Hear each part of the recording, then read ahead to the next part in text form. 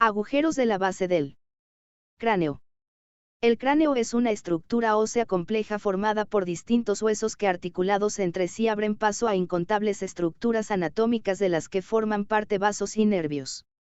Como bien se dijo, es complejo describir en un apartado sencillo la conformación del cráneo en su totalidad. Sin embargo, sí debemos mencionar los elementos y estructuras anatómicas más representativos que conforman la base del cráneo, que son los agujeros de la base del cráneo. Cuando describimos los agujeros de la base del cráneo es importante distinguir la descripción de la configuración interna y externa del mismo. Configuración interna de la base del cráneo. La base del cráneo en su configuración está dividida fundamentalmente en porciones o fosas craneales: la fosa craneal anterior, la fosa craneal media y la fosa craneal posterior. La fosa craneal anterior se encuentra entre la porción vertical del hueso frontal anteriormente y el tubérculo de la silla, y por el borde posterior de las alas menores del hueso esfenoides posteriormente. Esta fosa presenta en su parte media la apófisis crista galli del hueso etmoides y anteriormente a esta apófisis el agujero ciego. A los lados de esta apófisis se encuentran los agujeros etmoidales anterior y posterior, por donde pasan los vasos y nervios etmoidales anteriores y posteriores, así como la hendidura esfenoidal y numerosos orificios que forman la bien llamada lámina cribosa del etmoides, por donde pasan los haces del nervio olfatorio, y posteriormente a la apófisis crista galli se encuentra el yugo esfenoidal, el surco prequiasmático y un conducto de suma importancia delimitado entre las raíces del ala menor del esfenoides denominado conducto óptico, que da paso al nervio óptico. 2. Que está dado por la conjunción de neuronas provenientes de la retina y la arteria oftálmica, rama de la carótida interna. En síntesis, podemos decir que en la fosa craneal anterior existen dos orificios de importancia anatómica. Los orificios de la lámina cribosa del etmoides se encuentran a ambos lados de la crista galli y son atravesados por los haces del nervio olfatorio, y el conducto óptico, delimitado entre las dos raíces de las alas menores del hueso esfenoides, lo atraviesan el nervio óptico. 2. Y la arteria oftálmica.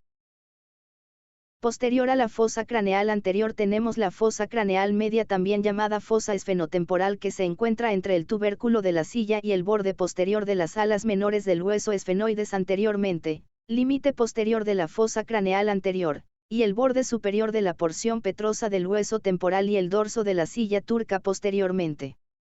Se describe en su porción media la fosa hipofisaria, así como cuatro eminencias que forman los ángulos de la fosa. Se encuentran dos anteriormente y dos posteriormente y constituyen las apófisis clinoides anteriores y posteriores. En su porción lateral la constitución de las fosas craneales medias viene dadas por las alas mayores del hueso esfenoides y la porción escamosa del hueso temporal anteriormente y posteriormente por la cara anterosuperior de la porción petrosa del hueso temporal. En las porciones laterales de las fosas craneales medias se encuentran numerosos orificios que de anterior a posterior son: la fisura orbitaria superior, el agujero redondo, el agujero oval, el agujero venoso, el agujero petroso, el agujero espinoso y el agujero rasgado o rasgado anterior. Sobre la cara anterosuperior de la porción petrosa del hueso temporal se describe una impresión denominada impresión Traigemenel, dada por el ganglio semilunar, de Gasser, o ganglio del nervio trigémino, V. De los orificios mencionados anteriormente describiremos solo los de mayor importancia. La fisura orbitaria superior, por donde atraviesan los nervios oculomotor, 3, troclear, 4, y abducens, V, así como la rama oftálmica del trigémino, V1, y la vena oftálmica superior. El agujero redondo, discurre el ramo maxilar del nervio trigémino, V2. El agujero oval, discurre el ramo mandibular del nervio trigémino, V3, así como la arteria meningea accesoria y el nervio petroso menor. El agujero espinoso, lo atraviesa la arteria y vena meningea media. El agujero rasgado, no lo atraviesan estructuras de importancia. El conducto carotídeo, este orificio atraviesa la porción petrosa del hueso temporal y a través de él discurre la arteria carótida interna. La fosa craneal posterior, también llamada fosa occipitotemporal, se encuentra entre el dorso de la silla turca y el borde superior de la porción petrosa del hueso temporal anteriormente y los surcos de los senos transversos que se imprimen en el hueso occipital posteriormente. En su parte media se aprecia de anterior a posterior, el clivus, el agujero magno y la cresta y protuberancias occipitales internas. A los lados de observa de medial a lateral el conducto del nervio hipogloso, el agujero yugular o agujero rasgado posterior y en la cara posterosuperior de la porción petrosa del hueso temporal se encuentra el conducto auditivo interno. Posteriormente se encuentran las fosas cerebelosas del hueso occipital. En síntesis, los agujeros de la fosa posterior están representados por el agujero magno, lo atraviesan el bulbo raquídeo o médula oblonga, meninges, las arterias vértebrales y las raíces espinales del nervio espinal o accesorio. 11. El conducto del hipogloso, da paso al nervio hipogloso. 12.